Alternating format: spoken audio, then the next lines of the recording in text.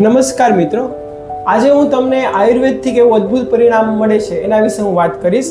Myasthenia ગ્રેવિસ નામનો એક disease છે કે જે એલોપેથી સાયન્સ પ્રમાણે, મોડર્ન સાયન્સ પ્રમાણે એ ઇનક્યોરેબલ ડિસીઝ છે, અથવા તો એનું મેનેજમેન્ટ કરીએ તો જ એ ડિસીઝ મતલબ એમાં તમે રિઝલ્ટ આપી શકો એવું છે કે એમાં પેશન્ટને લાંબા સમય સુધી મેડિસિન લેવી પડે છે અને એની કોઈ સચોટ ઇલાજ નથી.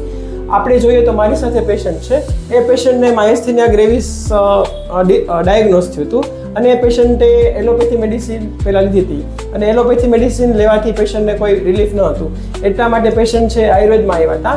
પેશન્ટને શું શું તકલીફ હતી આપણે એમના શબ્દોમાં જ જાણીએ. તમને શું તકલીફ હતી? મને બોલવામાં તકલીફ હતી, થોડીક આમ જમવામાં સાંજે બહુ તકલીફ હતી, ચાવવામાં એકાદ રોટલી ખવાય પછી તો ચાવવાનું બંધ થઈ જાય, આમ જો જડબું હાલે પણ અંદરથી ચાવી ન શકું ને એક આંખમાં સહેજ આમ નાની થઈ જતી ને થોડુંક આમ હાલવામાં સીડી ચડવામાં બહુ તકલીફ હતી, આમ મસલ્સ ટોટલી એમ.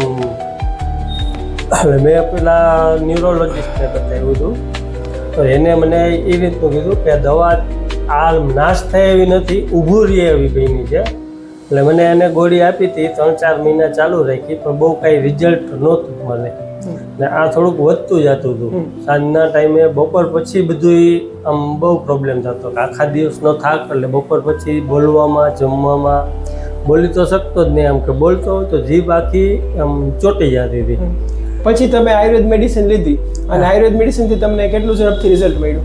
આ આયુર્વેદિકમાં મને 3 મહિનામાં તો સાવ કમ્પ્લીટ જેવું કે આમ કોઈ જાતનો અત્યારે ઇસ્યુ જ નથી કે ચાલવામાં, અત્યારે તમને બોલવામાં કોઈ તકલીફ પડે છે? કોઈ જાત ખોરાક ગળવામાં કોઈ તકલીફ કોઈ પડે છે? અત્યારે બધું રેડી. આંખમાં કે એમાં કોઈ જાતની તકલીફ આંખમાં પડે તો મને પહેલા જ અઠવાડિયામાં જ રાહત થઈ ગઈ હતી.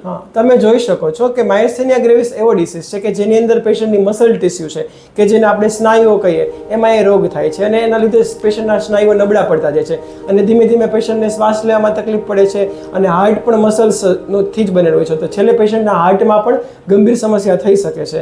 તો આયુર્વેદની મદદથી આપણે ડિસીઝને અટકાવી શકીએ એટલું જ નહીં પરંતુ એનું સંપૂર્ણ એમાં રાહત પણ આપી શકીએ છીએ. તો આ છે આયુર્વેદનો અદ્ભુત ચમત્કાર.